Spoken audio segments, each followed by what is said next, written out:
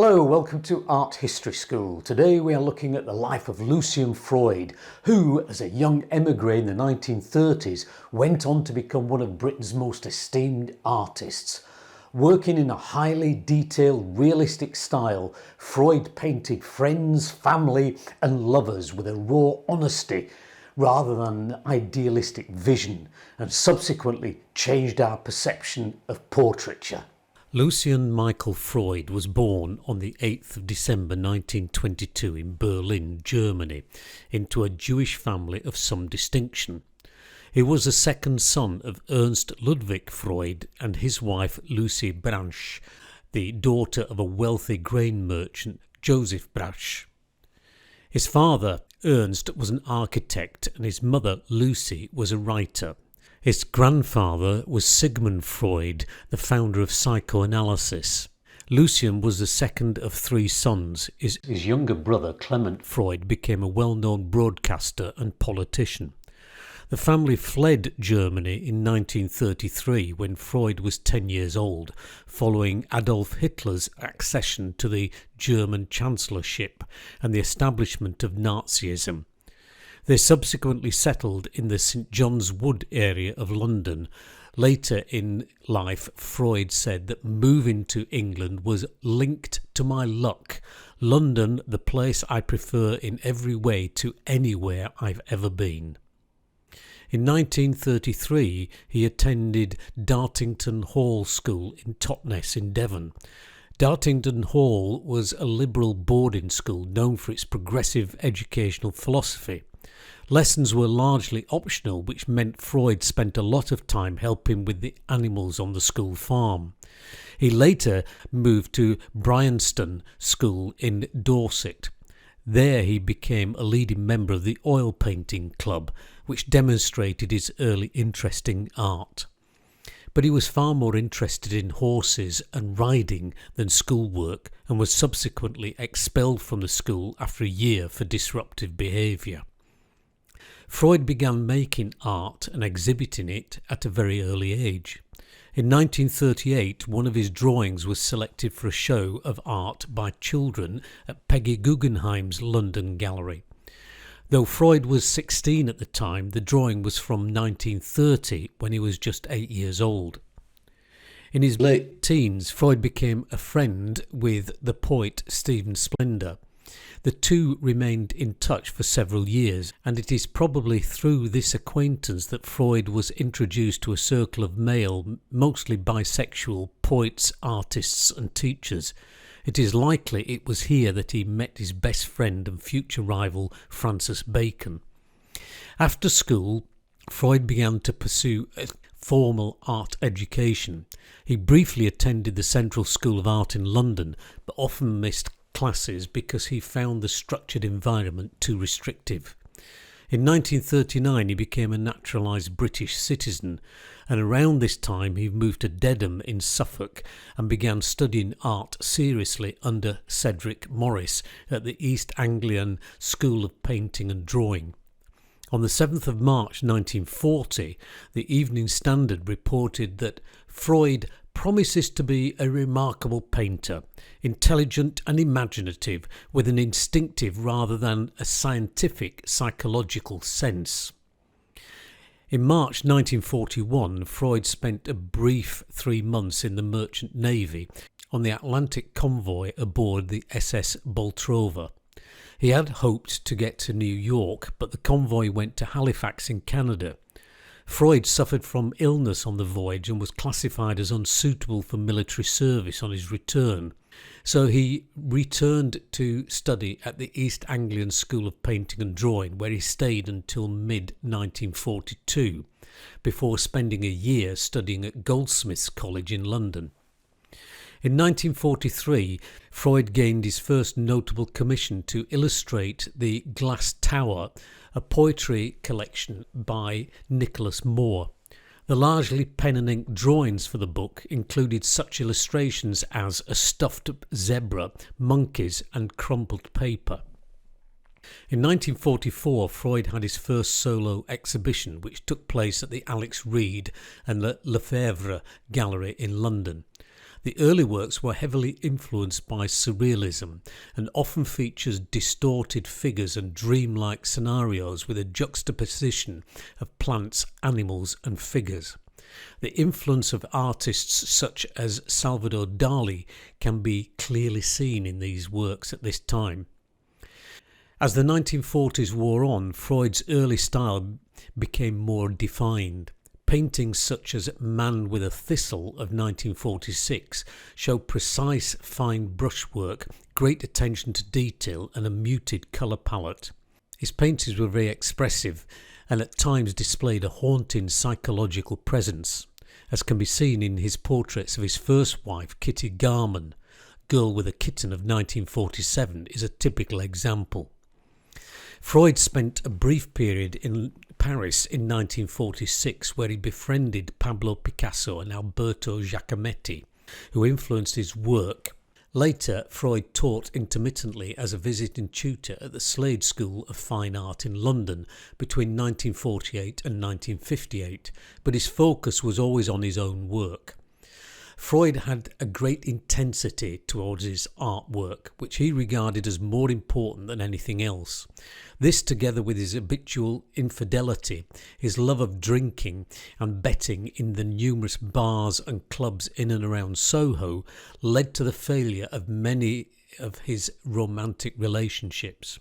He was a very charming man, but he possessed a violent temper. In 1948 he married Kitty Garman, the daughter of the sculptor Jacob Epstein and Kathleen Garman, and had two daughters, Annabel and Annie, who later became a poet. The marriage lasted barely 4 years. His painting Portrait of Kitty is one of his notable works from this period. It showcased his emerging realist style and the beginning of his focus on portraiture and the human form, and his move away from surrealist elements. Portraiture would come to dominate his career as he focused on the human form with ever-increasing intensity. In 1950 he had his first solo exhibition at the Hanover Gallery in London. His reputation as a foremost artist was increasing. Later, in 1951, he painted Interior at Paddington, which won an Arts Council prize at the Festival of Britain of that year. The painting depicts Freud's friend Harry Diamond, who appears less important than the room and its contents, yet he still carries an air of menace and uncertainty, which makes the painting intriguing. During this period, his figurative work tended to investigate the psychology of internal spaces and the human presence within it. Despite the birth of his second daughter, Annabel, in 1952, Freud's marriage to Kitty ended shortly afterwards, resulting in him spending a period in Paris and Dublin before he returned to his old haunts in Soho and his studio in Delamere Terrace, Paddington, London. Later, in 1952, Freud eloped with the Guinness heiress Lady Caroline Blackwood, a writer and aristocrat. He married Lady Caroline on the 9th of December 1953, shortly after his divorce from Kitty.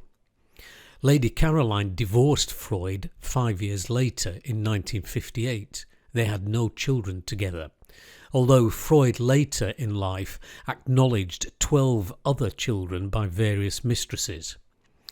In 1954 he painted Lady Caroline in Hotel Bedroom. She also appeared in other portraits during the next couple of years. Also in 1954 he exhibited at the Venice Biennale, representing Britain in a showcase shared with Francis Bacon and Ben Nicholson. In the mid-1950s his style began to evolve. The very precise, thinly painted works were gradually replaced by thick, textured brushstrokes and a focus on the physicality of the human body. He employed impasto techniques, layering paint to create a tactile surface that emphasized the contours and textures of his subject's skin. This approach gave his paintings a sculptural quality that captured the rawness and vulnerability of the human form. Portraiture became increasingly the focus of his work. Freud's approach to figuration was obsessive, attempting to capture every detail and flaw of an individual. He preferred to work from life, observing his subjects closely to capture their essence, which often meant sitters trying to hold poses for very long periods. This meticulous process resulted in works that conveyed a deep psychological insight into his sitters, but often led to the frustration of the sitter and Freud himself. To lessen the frustration, he began experimenting. One key technical breakthrough, which came around this time, was when he switched to using stiffer hoghair brushes. These allowed him to apply the paint more broadly. The decision to stand rather than sit while he worked also had a big impact.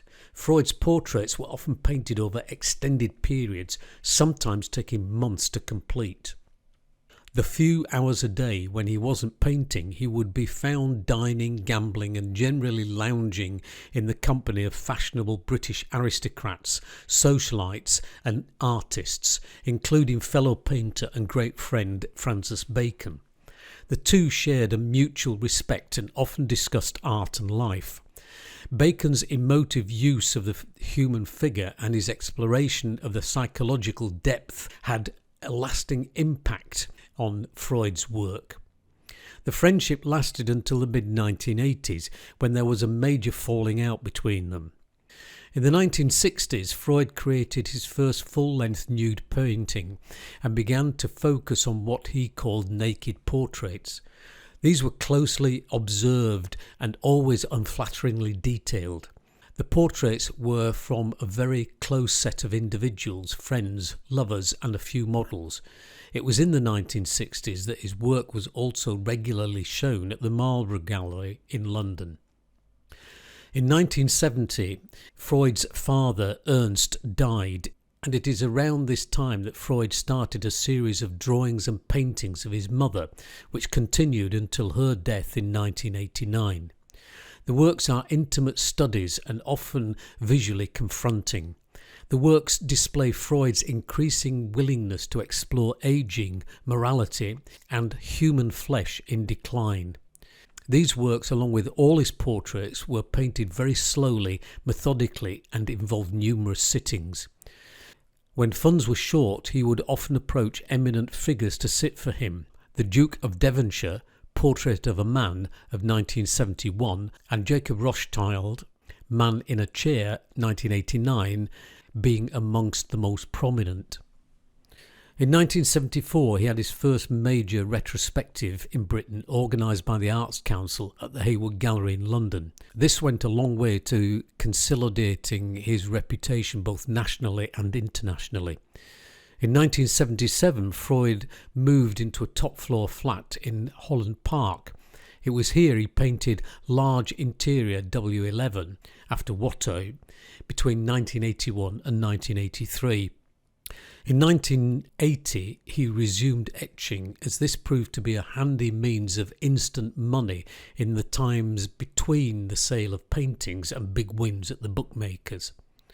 During the 1980s, Freud's reputation grew. In 1983, he was made a Companion of Honour for his services to the arts. Later, between 1987 and 1988, he had a number of international retrospective exhibitions, notably at the Hirshhorn Museum in Washington, D.C., which was organised by the British Council. The exhibition subsequently toured the Hayward Gallery in London, the Pompidou Centre in Paris, and the National Gallery in Berlin. Around this time, Freud bought a house in Kensington Church Street, Kensington, but he kept his flat in Holland Park. By the 1990s, Freud's dedication to portraiture and the nude intensified. He began to depict more unconventional body types, fat bodies, aging bodies, queer bodies, exhausted bodies. Some critics described his portraits as ruthless, pitiless, clinical and cruel, whilst others saw them as intimate and honest records of humanity. He once described himself as a sort of biologist, interested in the insides and undersides of things. One of his most famous works of this period is Benefits Supervisor Sleeping of 1995, which depicts his model Sue Tilley in a reclining pose. The painting received a lot of attention when it was exhibited, eventually selling at auction in 2008 for £17.2 million, around $33 million, which at the time was the highest price ever paid for a work by a living artist. In 1993, Freud was appointed to the Order of Merit. The order is conferred on only 24 individuals of exceptional distinction and is given as the sovereign's personal gift. In his later years, Freud continued to produce significant works, including a series of self-portraits that delved into the themes of aging and morality. These paintings are characterized by their introspective nature and the artist's unflinching examination of his own image. During his later years, Freud painted portraits of many famous individuals, such as David Hockney, the art critic Martin Gayford, and Queen Elizabeth II. In 2002, Tate Britain marked Freud's 80th birthday with a major retrospective exhibition. Also that year, the British magazine Tatler listed the octogenarian as the second most eligible bachelor in the nation, a fact confirmed when shortly afterwards supermodel Kate Moss expressed her desire to meet him. A close friendship developed between them, with Freud painting her portrait and tattooing 2 swallows on her lower back, a skill he had learnt in the Merchant Navy. Lucian Freud continued to work up to his death from bladder cancer. He passed away on the 20th of July 2011 at the age of 88 and was buried in Highgate Cemetery in London.